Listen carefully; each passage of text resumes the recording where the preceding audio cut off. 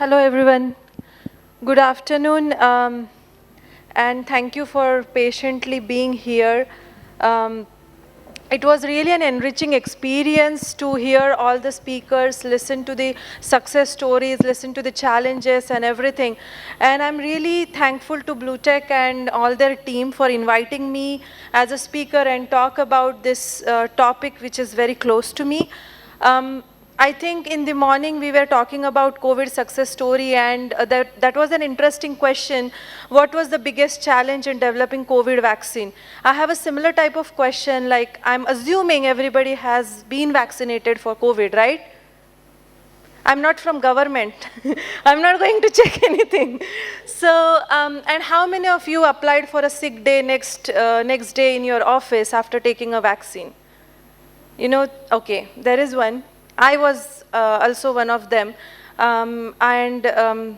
Being in safety, for me, safety is very close, right? We are all talking about the effectiveness of a vaccine, but what about the safety?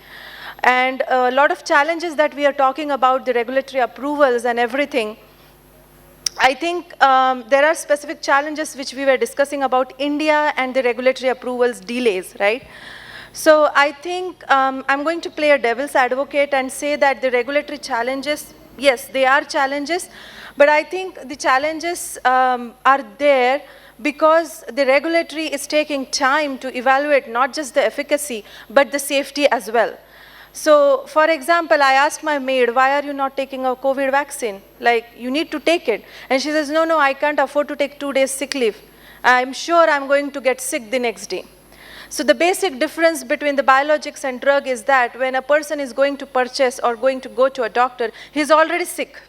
He has a disease. So he will do anything to get better. On the contrary, vaccines are given to healthy people, right? So that's a challenge that trickles down not only to the person who's taking the vaccine, like patient, but also the regulators, the industry, the healthcare professionals, and everybody. And that's where I think safety plays a role in it. And that's the reason I want to talk about with that as a vision, like what are the regulatory requirements and what is the role that the regulations play in all of this to make vaccine as a success story. So I'll just start my presentation with that thought. Can somebody help me with the, oh, here it is. I'm so sorry. Yeah, so I have only 13 slides and I'm trying to complete it within 15 minutes. Obviously, all the views are my personal and they don't represent my company. So let's talk about what are the regulatory requirements to get an approval for vaccine, like what are the pre-licensure requirements, post-licensure, and then things like what can we do to meet this requirement and some examples of it. So pre-licensure, we all know for vaccine, most of the time, any national regulatory agency will require a randomized controlled trial. And particularly when you conduct a randomized clinical trial, the ability to detect an adverse event or adverse event following immunization is really reduced because of the sample size, right? So then we move on to post-licensure requirement. Why do national regulatory authorities make it mandatory, almost mandatory for vaccine to have phase 4 trials? Is because when it was in the pre-licensure stage, the percentage of identifying the adverse event is very less. We want to continue to monitor those adverse events, especially so like what has happened with COVID, emergency use authorization. We are treating it as a success story, rightly so, I agree, but at the same time, we really need to monitor the adverse event following immunization and make the vaccine success story a continuous effort. It's not that, okay, I have got an approval, you know, it was an emergency use authorization, right? So that's where the post-licensure requirement come into place, like active surveillance and passive surveillance. Active surveillance is your phase 4 studies, which almost every national regulatory authority requires you to do. And the passive surveillance is a spontaneous reporting where the consumers and patients report spontaneously what are the adverse events happen to them. I know that was an interesting example in the morning where we said that everybody in our home or house has become a virologist, right, during the COVID pandemic. And this is a scientific community, spontaneous reporting. How many of us had an adverse event after taking the vaccine, and how many of us reported those adverse events back to the manufacturer or back to the national regulatory agencies? So, and I think you know the answer, maybe very few of us, right? So spontaneous reporting again is a challenge where, especially in India, where people don't report adverse events. So this post-licensure monitoring becomes shared responsibility for the pharma and the regulators to take it forward. Then we have large linked databases and clinical centers. This works in US, where there are a large providers of vaccines like HMOs, and they have a tie-up with the national regulatory agencies where they collect the data and give it to the national regulatory agencies. So I know there are pharma industry where there are few who will just manufacture the vaccine, and then there will be other people who will market the vaccine. So this type of collaboration is needed in India for monitoring the adverse event following immunization, because the brunt of monitoring the vaccination program cannot be only on the national regulatory agencies. The providers or the ground people who are delivering the vaccine, that there should be a tie-up between them, the pharma, and the national regulatory agency. And that I give it as an example that is working in US. So these are the few requirements. Then I talk about a little bit of what are the requirements of the top 3 national regulatory agencies, and I take example of US FDA, I take example of EMEA, and for US, I know they have a separate application, BLA, for vaccines, right, and they have a separate department for that. And I think a lot of you talked about since morning how that has become a necessity in India as well. And I think this is a way to go where we take those ideas and implement that in India as well. Also, they have their internal committee who specializes in vaccine, so they reach out to them to, for any inputs or anything like that. Europe, that was an interesting example that brought my attention to what Pradnya said earlier, that there should be a special standard committee which will allow countries to reach to them and then get an approval for all those countries instead of special each and every NRA, National Regulatory Agency, which actually happens in Europe. And I will talk about it in the next slide. So CHMP, PRAC committee, they have different committees to address different type of requirements, especially I'm talking only about the safety of a vaccine and not the efficacy. So CHMP is there, PRAC is there, so they continuously study and monitor the behavior of the vaccine and the adverse events and make recommendations to the manufacturers so that we stay on top of it, because ultimately we can manufacture as many vaccines as we want, they can be effective as well, but if the ground reality is that if they have safety issue, as I said, take an example, like people were afraid to get COVID vaccine because they thought, oh, it is fast-tracked approved, we don't know what will happen to me. And this was a major challenge, I think so.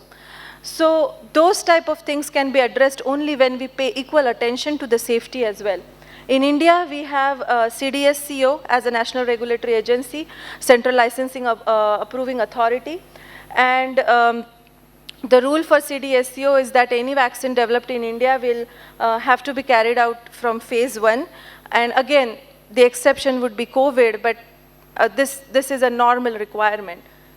So FDA had an accelerated program, which we already know about, that was done during the COVID. Then now going back to what Pradnya said, that EME already has centralized approach, where a vaccine is approved by one NRA and then it can be released to all the countries. That's a fast-track approval, I would say. Instead of going to a separate country individually, they approve it once and it's available. Then they have mutual recognition procedure, where one national regulatory authority can approve a vaccine and then it is mutually recognized in another country. So those type of approval processes or those type of changes can be brought in at an international level where a manufacturer or a industry doesn't have to suffer and sit through loads of documents and loads of manufacturing application processes. I know the size of those dossiers. They don't even go, go via biggest database or biggest softwares, right? So I come from an industry, we have all the softwares in the world and still the dossiers are too large to be sent anywhere. So I think those type of things, we should take that innovative approach which is existing in EMEA and think about implementing it at an international level. So for EMEA, there is another requirement where the pediatric population is required. Again, emergency use authorization is not taken care into it. So this is a standard regulation that is applied. So GCP, GLP and GMP requirements are to be adhered for vaccine approval. Coming back to India, CDSCO requirement, so approval is same as biologics, and even in India we have different committees which will help a manufacturer or an industry throughout the process of vaccine development. So at each level, those type of committees will have their inputs that can help to develop the vaccines. So now I'm going to take a step back. Now that we know what are the regulatory agency requirements, let's think about when a vaccine is approved, what is the role that each of the people play or processes or the technology play in making a vaccine a success story. And I start with HCPs and consumers because we can talk a lot about this in this forum, but ultimately we are developing vaccines for whom? It's the patients and consumers, right? Yes.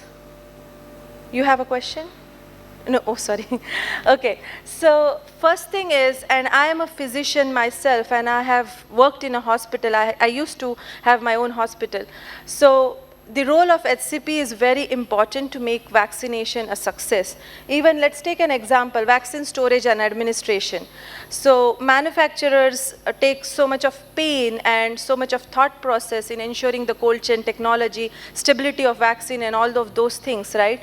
But if that is not maintained or followed properly by the HCPs, then we have so many adverse events reported, so many issues reported, and ultimately it becomes a roadblock for the vaccine success. So the HCPs play a major role in ensuring the success of a vaccine as equal to the manufacturers and the marketing authorization holders.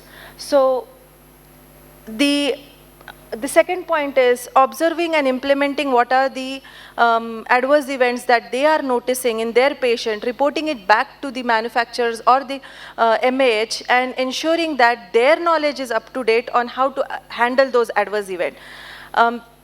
That's also important because if you take your child for a vaccination, right, and they are excessively crying or they have some fever or they have some, I don't know, a vaccination site swelling or redness, and if your healthcare professional doesn't address that, you are going to lose confidence in the vaccine.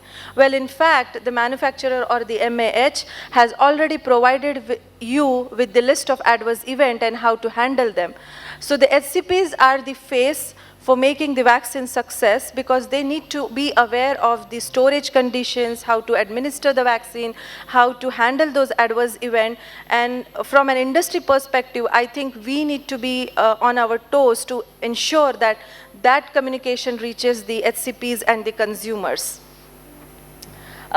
Vaccine safety related awareness, I think it's very important that the consumers and the healthcare professionals are aware well in advance of what are the anticipated adverse events, and that happened with COVID.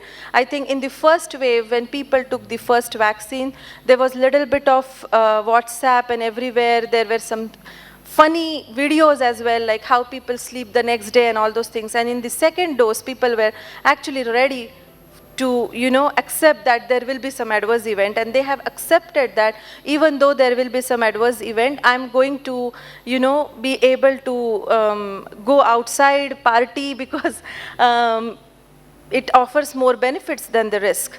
So I think it's very important that the consumers and the healthcare professionals are aware of the adverse event that they will face and how to address them after the vaccination. That will make a vaccine a successful program. So last but not the least is contribution to vaccine safety.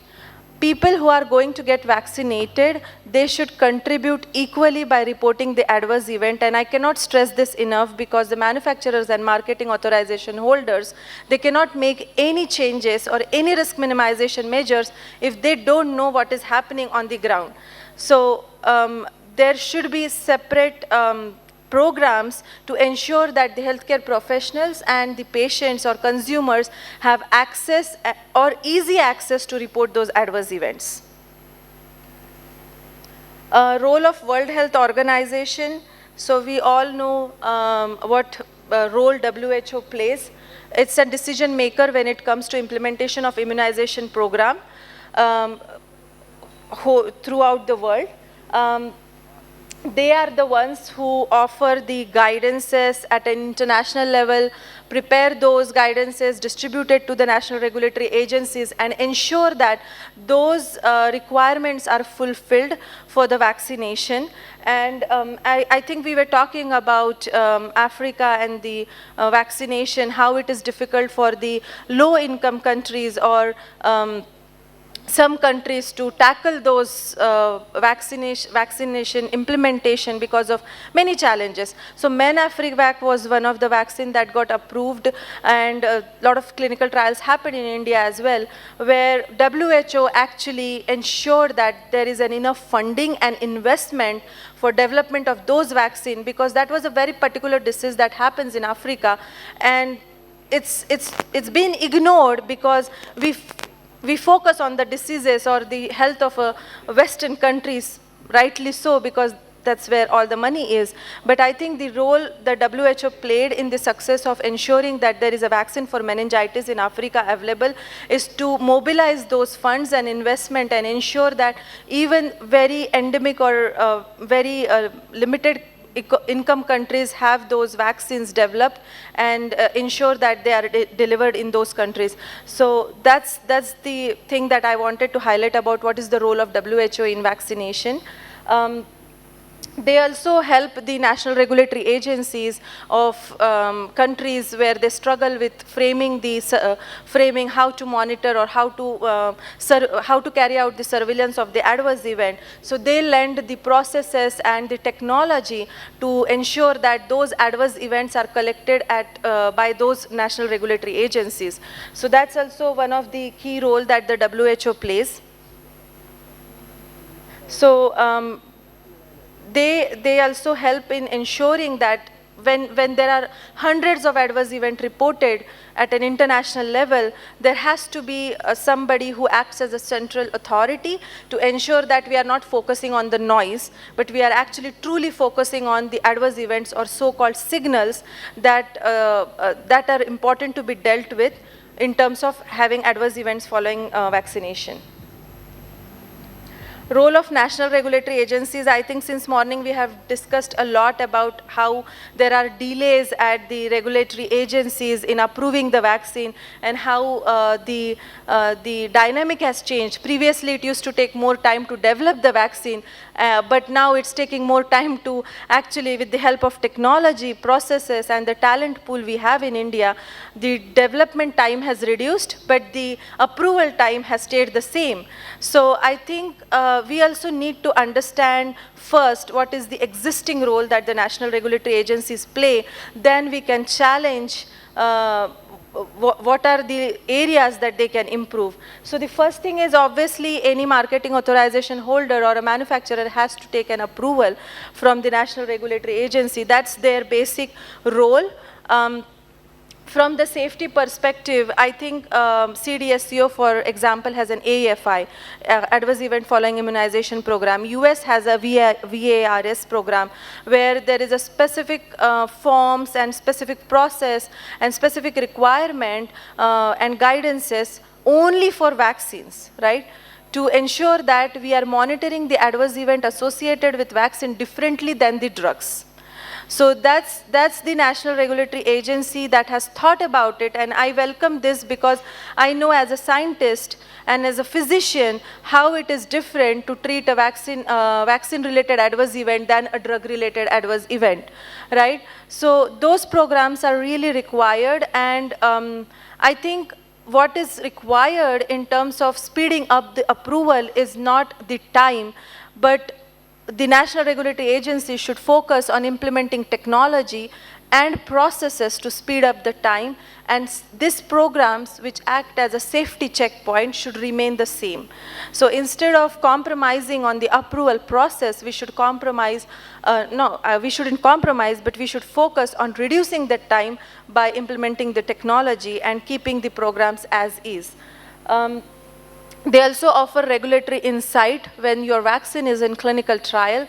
They have different safety committee members who will come to you, and personally, there was a time when I was working in another company and we had a vaccine and we got a call from CDSCO and they said, we come and do a presentation of your vaccine, there is something going on, we heard, and we were really surprised, like, where is this coming from? And US FDA and EMEA, it's very routine for us to get those requests from EMEA and FDA. It's day in, day out. We, being in pharmacovigilance, I work on these requirements every day.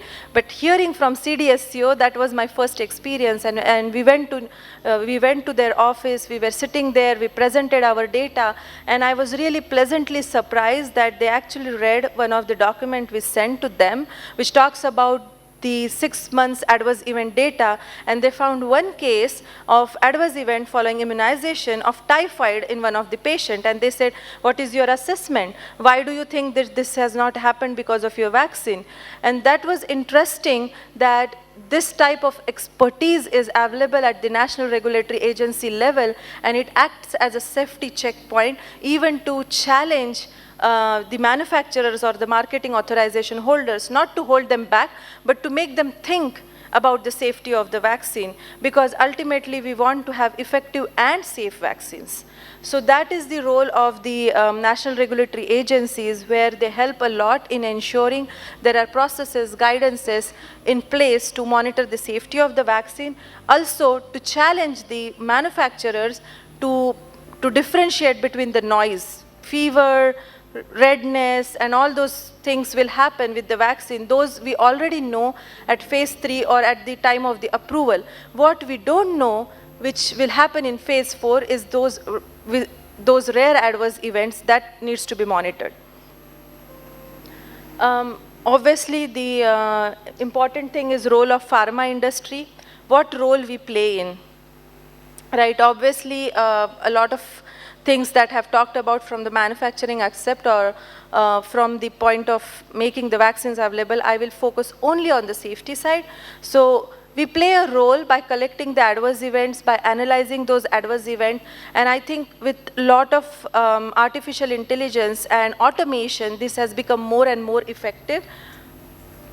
So we have technologies where we are using predictive analysis, and we can predict those adverse events before they happen at a larger scale. So say suppose I have a data of 10 people or 10 patients, and I can put their medical history, drugs combination, event combination, and I can predict whether this will happen when I make this drug available to 100 patients. So those type of things are happening, and the industry should make use of those things to predictively analyze those type of adverse events and the data points before their drug comes to a market or before the vaccine is available to hundreds of people. So that's the role we play in collection and analysis of adverse event. Of course, the last piece of is that not just sit on this data, right? I know that my vaccine can cause so and so, but if I'm sitting on this data, or if I'm taking too much of time to analyze those, like if I'm sitting on this data for 6 months, and after 6 months I told people that, okay, so and so adverse event can happen, it's of no use, because in those 6 months there are already hundreds of patients who had this adverse event. So communicating this adverse event and how to prevent it to the healthcare professional is very critical to make vaccination program a success. So there are some couple of examples on how do we reduce the risk of this vaccination. So once you analyze the data, once you have this adverse event data, there are a couple of things that you can that the national regulatory agencies recommend, or it's an industry standard. You make changes to the label that is provided. There are additional risk minimization measures that are suggested by the national regulatory agencies. For example, for all the vaccine, it's a lot release, not like drug or a batch testing. That is one checkpoint or risk minimization measure. Or you can have another layer, more studies proposed and continue to monitor your vaccine safety. So these are some of the risk minimization measures. I will end my presentation with the conclusion here that at a global level, WHO is a central authority that helps us to make the vaccination program a success by providing us the implementation and the guidances. National regulatory agencies ensure that those are taken care at the national level, and the industry ensures that we follow and implement those guidances to make sure our vaccine is effective and safe for the consumers that we are dealing with. So thank you so much for patiently listening through my presentation. Any questions? I don't know if we have time. One question. Okay.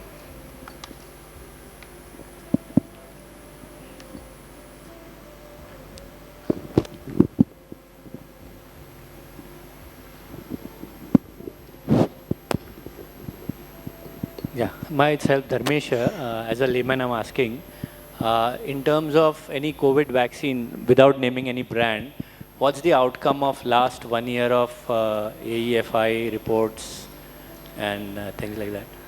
That's a difficult and interesting question.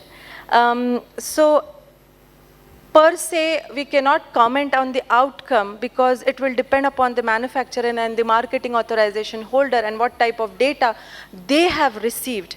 So, real world evidence, or I don't want to divert on the topic. So, as a manufacturer or a marketing authorization holder, it's their continuous requirement to monitor the safety of the vaccine. So in the last 1 year, if they have done the assessment, analysis of all the adverse events they have received, I'm sure they have implemented some risk minimization measures, like during the first, and I'm giving you a very, very basic example, during the first wave or the first vaccination, people were not aware of what are the adverse events going to occur, right? And there was a lot of media attention, lot of false WhatsApp stories and all those. And then I saw there were some changes at the manufacturer and marketing authorization holder level, where they started communicating on different media platforms on what are the expected adverse event, or how can you minimize those adverse events. So I think that can be said as an outcome where they are trying to address those adverse events as a preventive measure. As a corrective measure where you know, okay, I take a vaccine, this is going to happen, so I have a paracetamol, right? There was a communication like, give Dolo 650. I'm taking this brand name because that's what my HCP told me.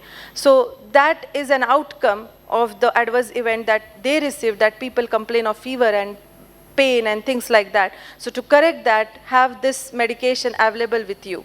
And then this continuous safety monitoring will help us in implementing more risk minimization measures as and when what type of data we receive. I hope that answers your question. Yeah, thank you. Yeah, thank you.